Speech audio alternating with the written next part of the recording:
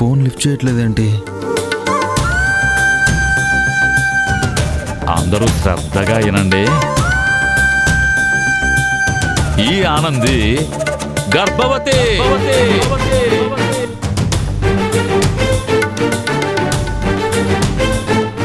ఆనంది జరిగిన దానికి బాధపడుతూ ఫోన్ ఏమైనా సైలెంట్లో పెట్టిందా?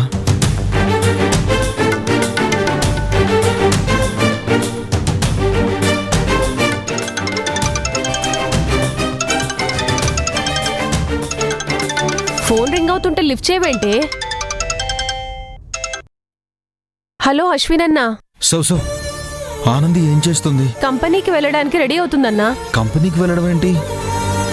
అంటే మీరు ముత్యాలమ్మపేట నుంచి వచ్చేసారా? ఎప్పుడో వచ్చాం. మరి నాతో ఒక్క మాట కూడా చెప్పలేదు. ఫోన్ ఇస్తా నువ్వే అడుగన్నా. ఆనంది, అశ్విన్ అన్నా. కంపెనీకి వెళ్ళాలి, పెద్ద టైం అయింది. ఆనంది, ఆనంది,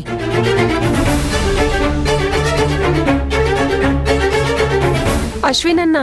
చెప్పమ్మా. ఆనంది కంపెనీకి బయలుదేరింది.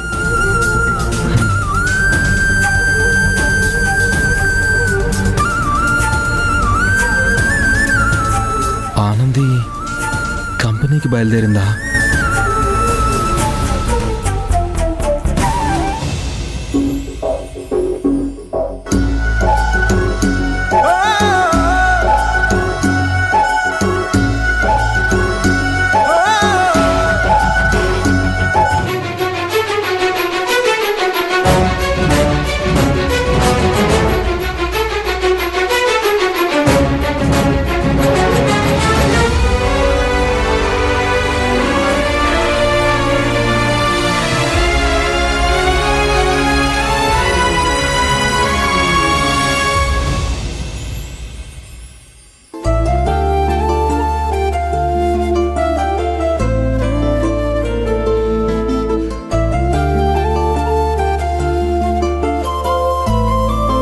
భవానీ, నేను అలా బయటికి వెళ్ళొస్తాను.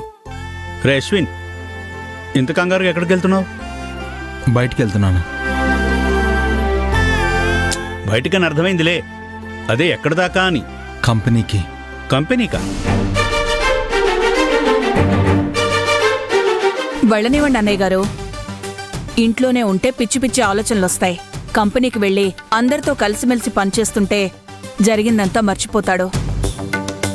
అవును, మర్చిపోవడానికే వెళ్తున్నాను. నేను చెప్పానా అన్నయ్య గారు, మర్చిపోయి తీరాలి.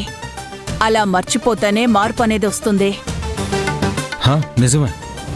అందుకే ఆనంది ధైర్యంగా మళ్ళీ కంపెనీకి వస్తుంది.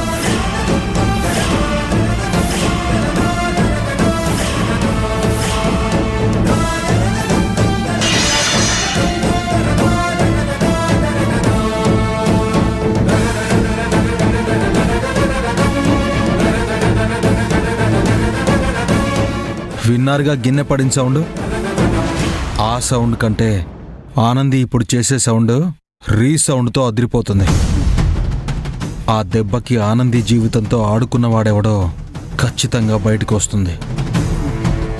రాకపోతే నేను రప్పిస్తాను. ఏంటి, ఆనంది కంపెనీకి వస్తోందా? అవును. అలా ఎలా వస్తుంది? ఎందుకు రాకూడదు? అది కాదురా, అంత పెద్ద నిజం బయటపడిన తర్వాత కూడా ఏ తప్పు చేయని ఆనంది ఎందుకు భయపడాలి? ఎవరిని చూసి భయపడాలి? రేయ్, ఆ ఆనంది ఆలోచనలోంచి బయటపడు, అదే నీకు మంచిది. వదినా, ఇంత జరిగినా అది మళ్ళీ కంపెనీకి వెళ్తోందంటే ఈసారది పెద్ద ప్లాన్తోనే ఉన్నట్టు అనిపిస్తోంది.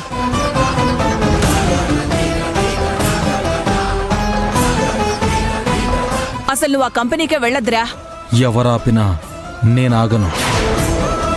వెళ్ళరా, వెళ్ళు. ఆ ఆనంది 2 కన్నీటి బొట్లు రాల్చగానే నువ్వు ఐస్ ముక్కలా కరిగిపోయి ఐ లవ్ యూ ఆనంది అని హక్ చేసుకుని మనల్ని ఎవరూ విడదీలేరు, మనది జన్మ జన్మల బంధం అని చెప్పేసేయ్. ఇలాంటి మంచి మాటలు మాట్లాడండి.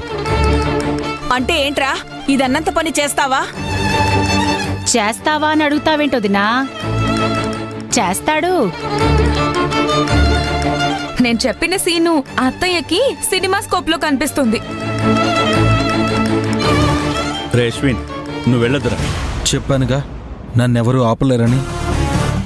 ఒరే ఒరే ఒరేయ్, అసలు ఆనంది ఏ ధైర్యంతో ఇక్కడికొచ్చిందో తెలుసా? తెలుసు, ఏ తప్పు చేయలేదనే ధైర్యంతో తను వచ్చింది. కాదురా, నువ్వు కళ్యాణ మండపంలో అంతమంది ముందు ఆనందిని పెళ్లి చేసుకుంటానని చెప్పావు కదా. అలా అన్నాడా? ఉమ్, ఏది, ఆనంది తను గర్భవతిని చెప్పా కూడా అలా అన్నాడా? అవునన్నయ్యా, వాడు ఆ మాట అన్నాడు కాబట్టే అది మళ్ళీ ధైర్యంగా హైదరాబాద్లోకి దిగింది. నో డౌట్, ఏ క్షణమైనా ఈయన గారు ఆనంది సమేతంగా గడపలో కాలు పెడతాడు. అవునవును, వీడి చేత అలా దొంగతనంగా తాళి కట్టించుకోవాలనే అది వచ్చి చచ్చింది. అమ్మా,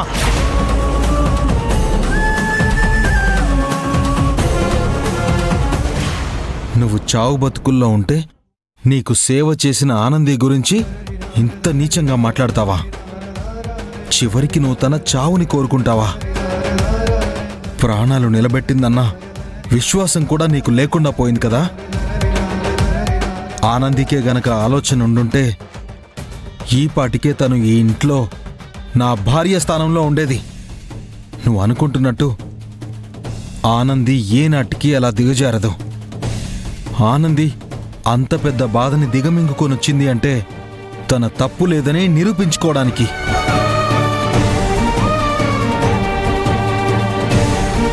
తన నిజాయితీని నిరూపించుకునే విషయంలో నేను కూడా తనకి తోడుగా, అండగా, సహాయంగా నిలబడతాను. ఒక్కటి గుర్తుంచుకో అమ్మా, ఆనంది గనక నీతి న్యాయం పక్కన పెట్టి తను ప్రెగ్నెంట్ కావడానికి కారణం అశ్వినే అని అబద్ధం చెప్పుంటే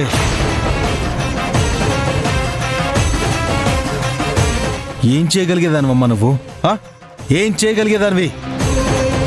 నేను తాళి కట్టాల్సి వచ్చేది కదా, కానీ అలా జరిగిందా? తను అలా చెప్పిందా? చెప్పదుగాక చెప్పదు. ఎందుకంటే తను ఆనంది. నేను తనని పెళ్లి చేసుకుంటానని చెప్పినా ఒప్పుకోలేదమ్మా. కారణం నా గురించి ఆలోచించింది కాబట్టి.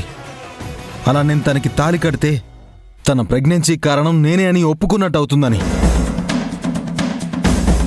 దాంతో నలుగురిలో నేను, నాతో పాటు నువ్వు తలదించుకోవాల్సి వస్తుంది.